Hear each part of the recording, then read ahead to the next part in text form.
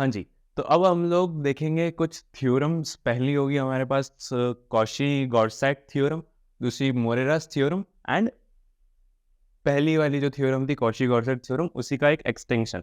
एक बहुत ईज़ी सी है और ये हमारा काम काफ़ी आसान कर देती है जब हम लोग कॉम्प्लेक्स नंबर्स, कॉम्प्लेक्स फंक्शंस के साथ जब हम लोग इंटीग्रेशन परफॉर्म कर रहे होते हैं। ओके, सो स्टार्ट करते हैं कि कॉशी-गॉर्सैट थ्योरम कहती क्या है।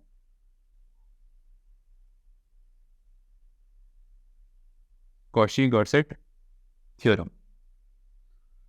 ओके, इसमें हम लोग पहले देख लेंगे कि थ्योरम क्या कहती है, स्टेटमेंट क्या है, उसका रिजल्ट क्या है एंड उसके बाद हम लोग बात करेंगे कि इसकी रिक्वायरमेंट्स क्या-क्या होती है जब हमें इस थ्योरम को अप्लाई करने का टाइम आता है। ओके, सो इसमें the statement for this theorem is let F be analytic on and in region R and boundary of R is, let's name it as curve C. Okay, so जब हमारे पास कोई भी complex function जो कि region R में analytic है and उसकी बाउंड्री जो कि एक कर्व C होगा उस पर भी एनालिटिक है, तो the integral over that curve C along closed integral along that curve C, closed integral of our complex function f of z along the curve C results in 0. इससे हम लोग का काम काफ़ी आसान हो जाता है। ओके, सो ये बहुत सिंपल सी थ्योरम है हमारे पास, कॉशी-गॉर्सैट थ्योरम। ये क्या कहती है कि हमारे पास कोई एक function f of Z, complex function f of Z होना चाहिए जो कि एनालिटिक होना चाहिए हमारे रीजन आर में एंड उसकी बाउंड्री सी पर भी। देन जब भी हमको क्लोज इंटीग्रल कैलकुलेट करना होगा उस कॉम्प्लेक्स फंक्शन का along curve C, the result will always be 0. Okay, so इसमें रिक्वायरमेंट्स क्या क्या है हमारी।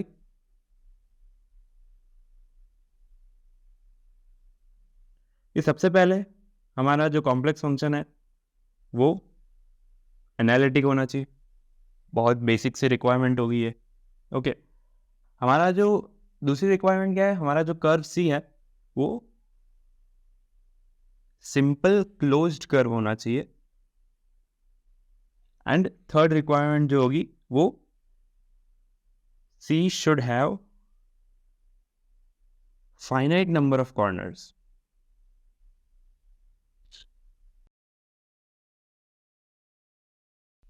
ओके, तो ये है हमारी कॉशी-गॉर्सैट थ्योरम। एक बार फिर से देख लेते हैं कि ये इसका स्टेटमेंट क्या कहता है कि हमारे पास कोई कॉम्प्लेक्स फंक्शन है एफ ऑफ जेड जो कि एनालिटिक है किसी रीजन आर में एंड उसकी बाउंड्री सी पर भी, then our closed integral along that curve C will always result in 0.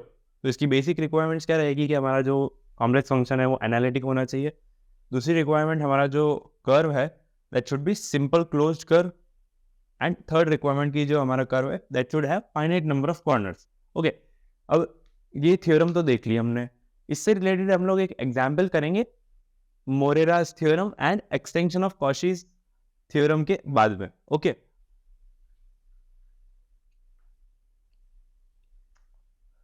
तो अब हमने कॉशीज-गॉर्सैट थ्योरम, या फिर हाँ एक और बात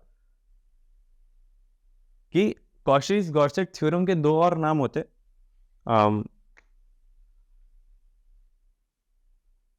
Cauchy's integral theorem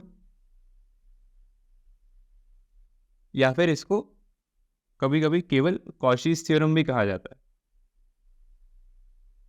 okay, like कभी आपके सामने कॉशीज इंटीग्रल थ्योरम या फिर कॉशीज थ्योरम का नाम आ जाए तो आपको ध्यान रखना है कि Cauchy Goursat theorem, Cauchy Goursat theorem, Cauchy integral theorem and Cauchy's theorem ये तीनों सेम ही है। ओके, सो हम लोगों ने कॉशीज इंटीग्रल थ्योरम तो देख ली, बट क्वेश्चन है कि हमें अगर एनालिटिक फंक्शन पता नहीं हो कि अपना जो कॉम्प्लेक्स फंक्शन है एनालिटिक है या नहीं है, तो लाइक क्वेश्चन है, सीधा भी पूछ सकता है, उल्टा भी पूछ सकता है। तो ये जो थ्योरम है इसकी कन्वर्स भी एग्जिस्ट करती है, दैट इज मोरेरास थ्योरम। तो हम लोग देखते हैं कि मोरेरास थ्योरम क्या होता है। ओके, सो मोरेरास थ्योरम क्या होती है, it is basically converse of our Cauchy integral theorem. Okay, इसमें क्या होता है कि हमें let's say let f of z be continuous and close integral of f of z around any curve C in region R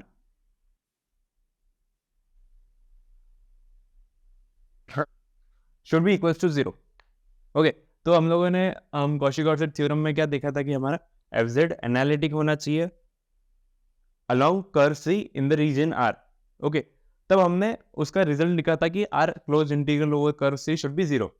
अब यहाँ पर उसकी उल्टी बात की जा रही है, ये हमें ये नहीं बोला गया है कि हमारा fz जो है वो एनालिटिक है या नहीं है, बट जब भी हमारे पास ये हो कि हमारा f ऑफ z जो है, हमारा कॉम्प्लेक्स फंक्शन जो है वो कंटिन्यूस हो किसी रीजन R में, एंड उसी रीजन R के किसी भी कर्व के along our closed integral of f of z is equals to 0, then we can say that our complex function f of z is analytic in our region R। ठीक है, ये था हमारा बहुत सिंपल सा converse of Cauchy's integral theorem. Okay, इसी का एक एक्सटेंशन भी है, नेक्स्ट वो देखते हैं।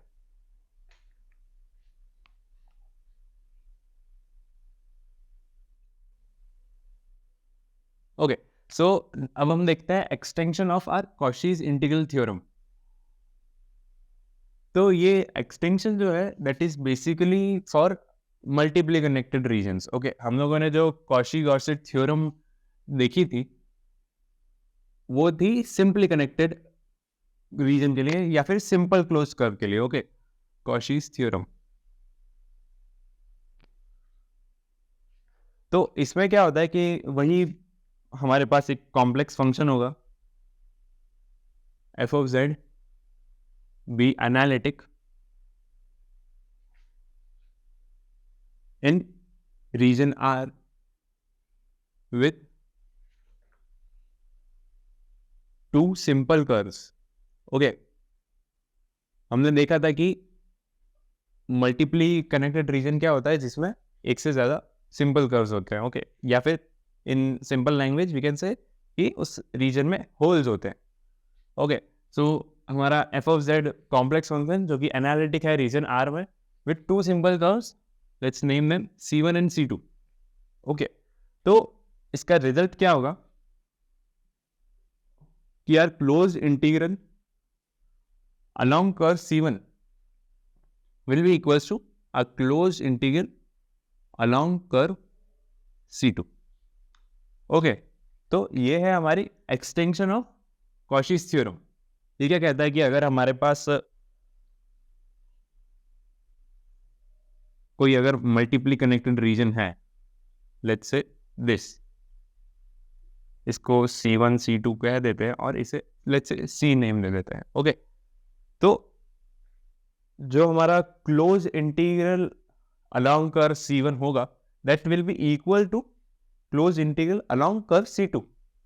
एंड इसकी हेल्प से हम लोग एक और रिजल्ट लिख सकते हैं कि हमारा पूरे कर्व C के along अगर इंटीग्रेट किया जाए तो उसका रिजल्ट विल बी कि हम लोग C1 C2 और जितने भी सिंपल कर्व्स हैं that make that region multiply connected, हर एक कर्व का इंडिविजुअल इंटीग्रेशन करके हम लोग उनको सम अप कर दे, then we'll get our integral of complex function over the curve C। okay, ये हम कैसे लिख पाए with the help of extension of Cauchy's integral theorem। And इसका प्रूफ भी हमारे पास, हम इसे प्रूफ कर सकते हैं हम लोग यूजिंग Cauchy-Gosset थ्योरम और Cauchy's integral theorem.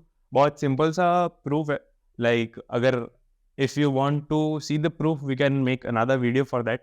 okay, so ये था हमारे पास कुछ सबसे basic Cauchy's integral theorem and very important क्योंकि हमें ये काफ़ी जगह हेल्प करती है to make our solution simple.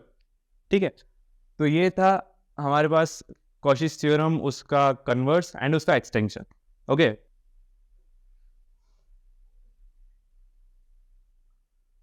अरे अरे अरे रुको भाई, अभी जाना नहीं है। एक हमने बोला था कि हम लोग एक एग्जाम्पल देंगे, छोटा सा एग्जाम्पल है, बड़ा सिंपल सा एग्जाम्पल है, वो देख लेते हैं। ओके,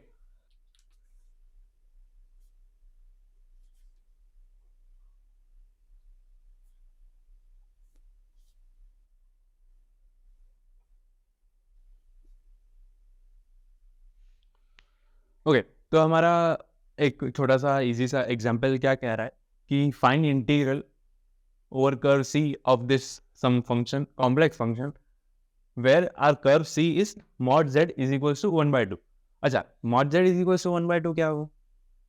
ओके, तो हम लोगों ने अभी बात करी थी कि मॉड जेड हम लोग यूज करते हैं किसी सर्कल की इक्वेशन को रिप्रेजेंट करने में। ओके, सो हमारा curve C mod z is equals to 1/2 will be like this, ऐसा सा कुछ दिखेगा।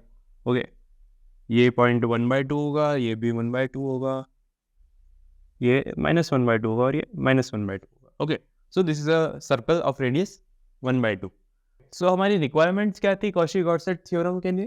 कि पहला, कि the function should be analytic function. Okay, अब सबसे पहले चेक कर लेते हैं कि हमारा फंक्शन की सिंगुलैरिटीज क्या है।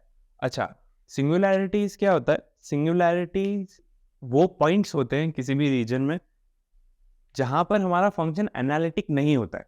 Okay, so we call those points as singular points.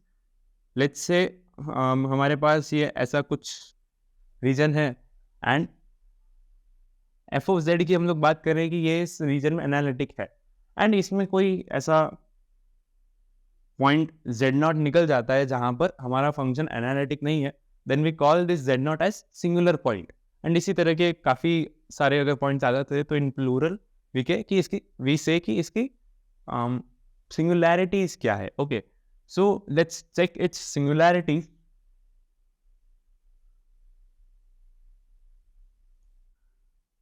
तो यहां पर हमारे पास पोल अगर होगा तो पोल मिलेगा, एंड पोल हम लोग कैसे ढूंढते हैं? डिनोमिनेटर को हम लोग जीरो पुट करके देख लेते हैं, देन वी गेट कि हमारा सिंगुलर पॉइंट क्या है। अब डिनोमिनेटर को ही क्यों जीरो पुट करते हैं? तो भैया, अगर आपको एफ ऑफ जेड एनालिटिक चाहिए तो वो फंक्शन एग्जिस्ट भी तो करना चाहिए। अब हमारे पास मैथमेटिक्स में डिनोमिनेटर में जीरो आ जाए तो इट्स अ ब्लंडर। इसीलिए हम लोग चेक कर लेते हैं कि हमारा फंक्शन जीरो किस किस पॉइंट पर है। तो we keep our denominator is equal to 0, तो we get z is equal to -1। This is our singular point. Okay, तो अब हम लोग देखते हैं कि हमारा z is equal to -1 singular point कहाँ है। ये रहा हमारा z is equal to -1 singular point. क्या ये हमारे कर्व c जिसके अलॉन्ग हमें इंटीग्रेट करना है उसके अंदर आ रहा है? बिल्कुल भी नहीं आ रहा है, मतलब ये हमें कोई दिक्कत नहीं देगा। तो हम लोग डायरेक्टली लिख सकते हैं कि integral of our function f of z along curve C, जो कि है mod of z is equal to 1/2 is equal to 0। ये होगा हमारा आंसर। देखा कितना इस अजीब से कॉम्प्लेक्स फंक्शन का इंटीग्रल कॉची-गॉसिस थ्योरम ने कितना आसान कर दिया। ठीक है, तो ये था हम लोगों का बेसिक सा एग्जाम्पल, एंड इसी तरह से हमारे पास क्वेश्चंस आते हैं कॉशीज इंटीग्रल थ्योरम के। तो अभी हम लोगों ने कॉशीज इंटीग्रल थ्योरम, उसका कन्वर्स एंड उसका एक्सटेंशन देख लिया। Okay, thank you.